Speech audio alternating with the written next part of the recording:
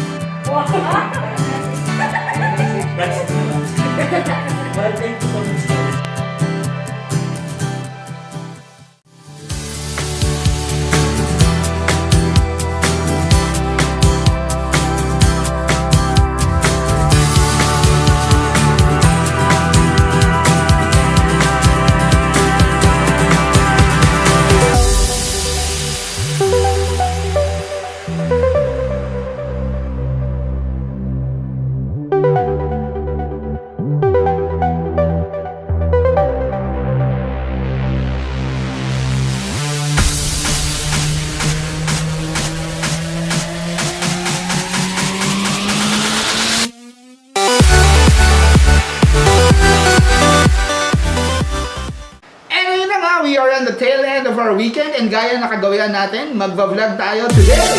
Ready na ba kayo magluto ng isang Filipino dish na sabi nila may Spanish influence? Ang dish na tinutukoy ko ay walang iba kundi ang poppies.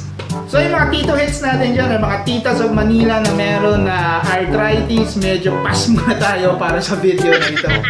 Nonetheless, kung wala naman kayo arthritis, tara samahan niyo ako at lutuin natin tong poppies.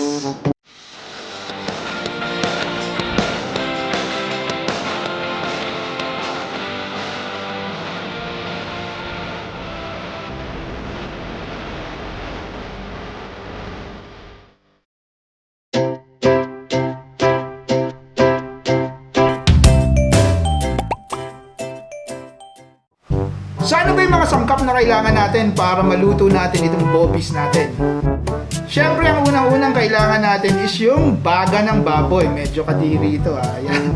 Ayan yung baga ng baboy, tapos may kasama yung puso. At siyempre, bukod sa baga, kailangan mo rin ng labanos. Bukod sa labanos, kailangan mo ng siling haba. Kailangan mo rin ng kamatis, sibuyas, bawang, asin syempre, pamintang durog, toyo, suka, and of course, konting sugar para again, tumamis ang buhay. At syempre, ang unang-unang step na kailangan natin gawin is hugasan itong baga ng baboy. And then afterwards, after natin siya hugasan, papakuluan natin siya hanggang sa lumambot. So, nahugasan ko na rin to kanina, inuulit ko lang. Para masigurado tayong malinis siya.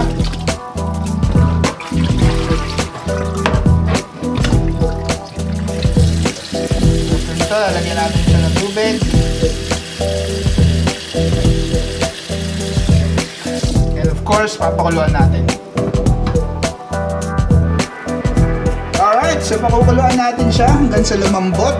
And later on, hihiwain natin siya sa maliliit. So let's start the boiling process. Balikan natin siya later on. At habang pinalalambot natin yung baga ng baboy natin, hiwain muna natin yung mga kakailanganin nating sangkap later on. So let's start with the garlic, then later on yung sibuyas, yung tomatoes, and then yung labanos.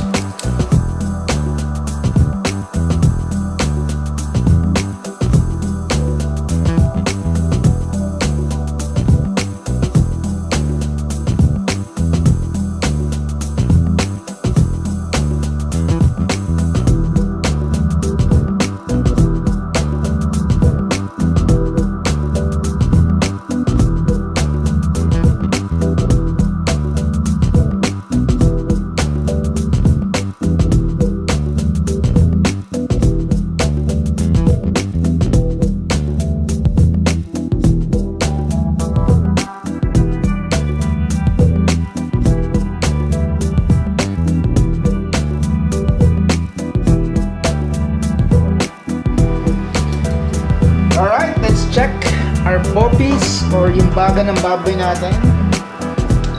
Medyo okay na to. So ang gagawin natin, papalamigin lang natin, hahamuin natin siya. Papalamigin natin and then later on, hihiwain na natin siya.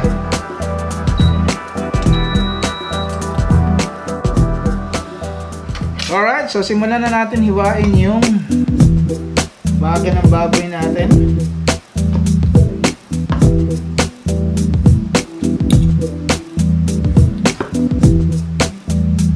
Parti-partihin lang natin siya sa maliliit and then later on iwain natin siya ng mas maliliit.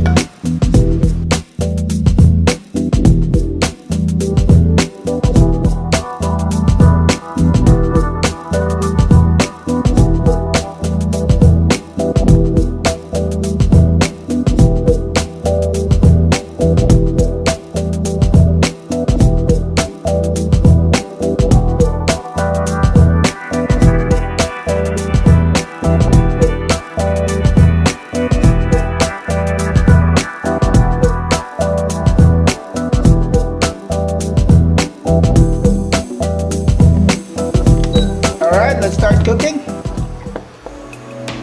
Mas muna tayo ng mantika. And then pag mainit na yung mantika, igigisa na natin yung sibuyas, yung bawang, yung kamatis,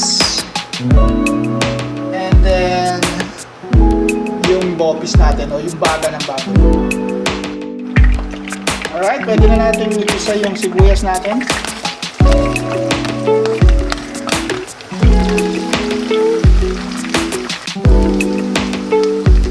After ng sibuyas natin, pwede na natin isunod yung bawang.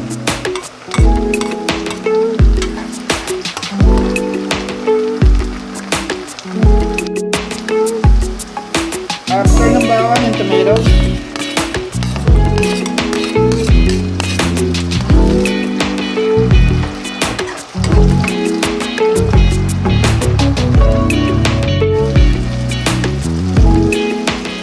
Pwede na natin isunod yung boppies natin.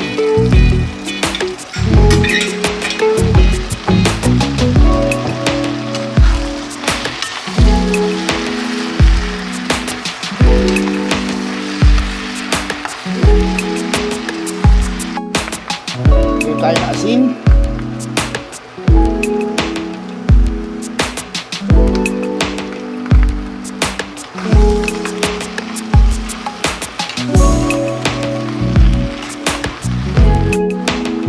Tayo ng pamintang durog.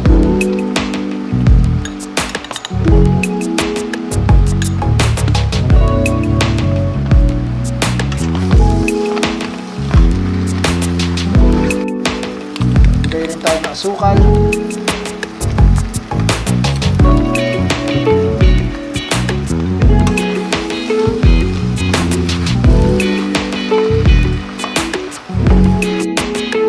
Maglalagay tayo ng kalahating shot glass soy sauce or toyo. Tingnan natin.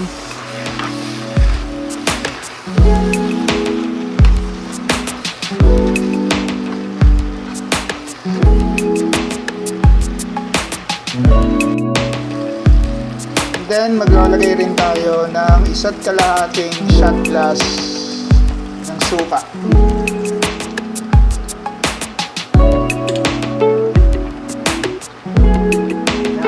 Matuto yung suka, hindi natin siya haluin. Then ihalo na natin yung labanos.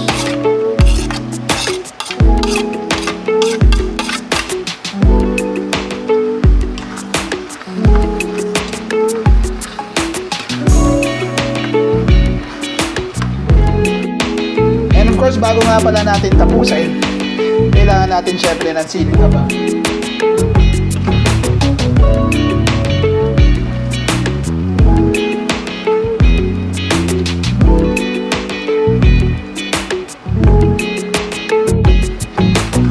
That's it, pansit.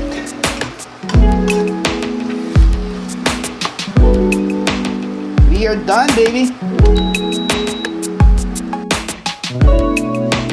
And let's transfer our boppies, our ulam for tonight.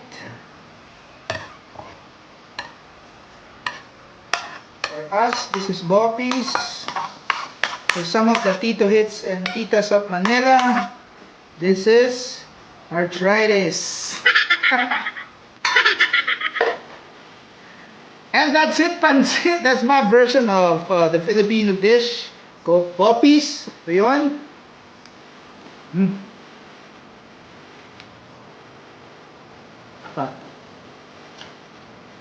Nalo mga pak. By the way, bago natin tapusin itong vlog na to, I just wanna say thank you dun sa mga nag-subscribe ngayong week na to. Almost 200 na tayo. Push lang ng push, hopefully. By the end of November, nasa 200 subscribers na tayo.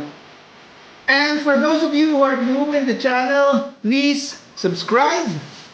And mag-comment kayo down below. Sabihin nyo lang kung ano yung mga gusto nyong lutuin ko para let me see kung kaya ko. And then kung kaya ko, di lutuin natin. And again, thank you very much for always watching my vlog. Maraming salamat sa pagtangkilik ng cooking na ang mo. Always remember, good food, good people, good times. And